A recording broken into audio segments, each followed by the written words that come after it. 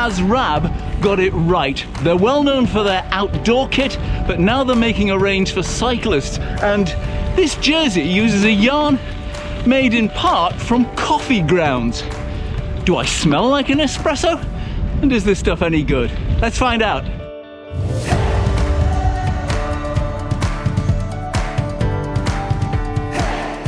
I've used Rab sleeping bags for decades.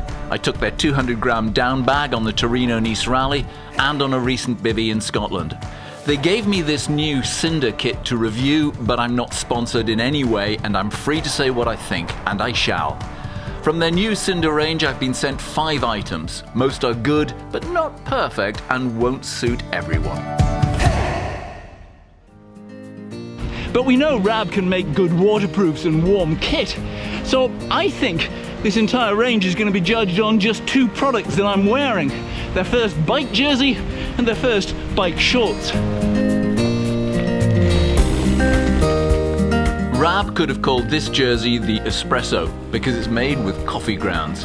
There's not a lot to it. It seems very thin. 3 rear pockets, one of them zipped. And I wonder whether the coffee angle is real or a gimmick. The powerful hidden secret? Coffee grounds. And it's not new. A business in Taiwan came up with the S-Cafe yarn, as they call it, in 2009. This is their official video. Maybe loads of manufacturers are using this in their cycle kit and I haven't heard about it. The idea is that bits of the coffee grounds still in the fabric capture body odour. The grounds also give the fabric a greater surface area to improve wicking and dispersal of sweat. And no, you can't smell it. Now I think I misjudged this jersey because right out of the packet I felt how thin it was and I thought, no, that is going to be too thin for a typical UK day, especially here in Scotland. But actually today it's 15 degrees, and paired with the t-shirt version that has some merino in it, I'm really quite warm. It's warm enough that I don't need arms on, so that's a good thing. I don't think it's got any windproofing on, but you know, that's what the other jacket's for. Actually, I'm revising my opinion of this jersey somewhat. Could be quite good, this one. Ooh. Damn it. I like cargo shorts. I've used Rafa, Altura, and the bib ones are up there with the best. They come as bibs and strapless. The pad is obviously the key part of cycling shorts. Rab say they have tested theirs with loads of cyclists inside their own company and outside. And of all the samples they tried, these were overwhelmingly the favourite brand of pad, especially among women. Their pad is different to this.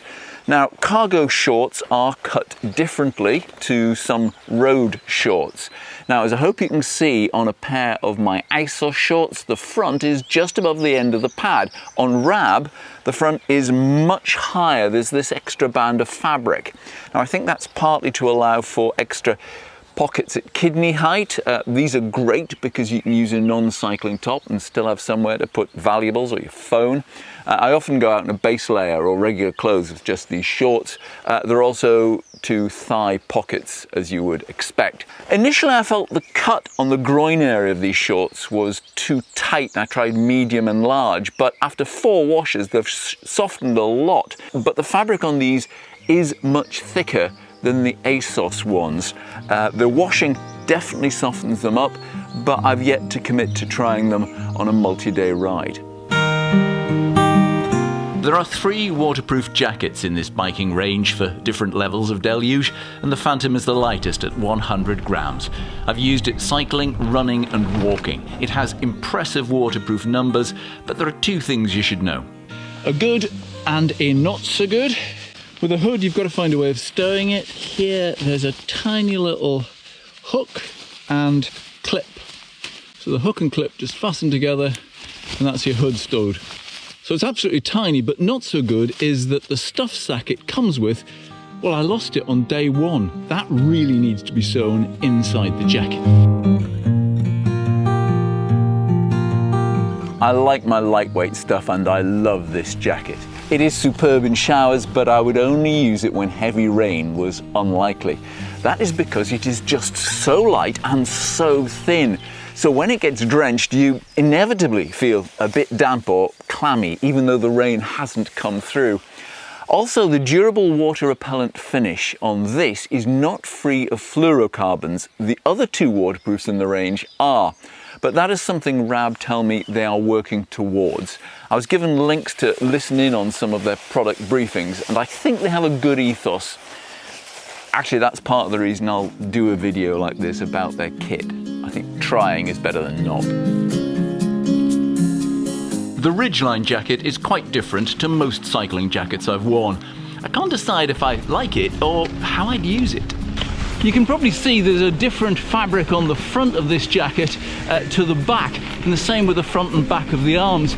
That's because the front is a kind of wind-resistant layer. It's not like Wind Block by Gore-Tex or Infinium, certainly not like that, but it is more like Pertex in that it will take out some of the wind and still be highly breathable. Those ridged panels are recycled fleece for a little warmth, and it can be worn as a jacket or jersey, so it's a bit warm and a bit windproof. But by itself it's not really a cool weather jacket, and there's virtually no stretch, so it is a little baggy for me. Take it off and it's quite bulky, only just fitting the jersey pocket. I've used this jacket loads, and there's really nice touches that you wouldn't read about on the website, such as the pockets are just further around to the side, so you could wear a backpack or camelback without any problems. I still can't decide though whether I like it or not. Is it extra weight for not much benefit? Because I would normally just wear arms and a thicker jersey than this. Or is it the best thing since sliced bread? Jury's still out with me. The Cinder t-shirt is thin and very light, half polyester and half merino wool, with a rear zip pocket to one side and a front ventilation zip. On anything other than a warm day like today, it would be a base layer. As such, it's a pretty good system. But as you can see from all the colours, these are not exactly high vis. That will appeal to some riders and put others off completely. So with the caveats I've mentioned, this is a good start by RAB, and every piece will find its niche market. There are more bits too that I wasn't sent to use. One big question mark though is the price range. It's up there with the likes of Rafa and Castelli, but without their cycling pedigree. Although RAB does have a really good outdoors pedigree, so perhaps for off-road and gravel kit, that's equally as important. I would suggest you don't listen just to my review, you have a look around, you find other opinions, but ask yourself whether or not they are getting free kit, like I have, and whether or not that is colouring their opinion and their reviews, and I hope it hasn't coloured mine. Oh, and there's one more thing. It's not part of the biking range, but I've been using an ultralight RAB rucksack for a few months, and it is a firm favourite. It's very lightweight, 25 litres, hugs to my body and has a mesh so my back doesn't get sweaty. My phone fits in a zip pocket on the front strap.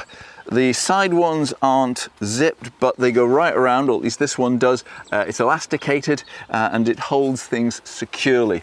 There's an outside wet pocket, which I seem to have got an old banana skin. And I suppose this front pocket is for those squishy water bottles, and I have found the stuff sack for my jacket. Excellent. Anyway, I rate this. Again, all this stuff was given to me free to review. They can't accept used clothes for return, and I've offered to buy the rucksack because it is good. If you'd like to see this kit in action, check this video, and for other adventure cycling videos, this is a good one. I'll see you again next time. Bye bye.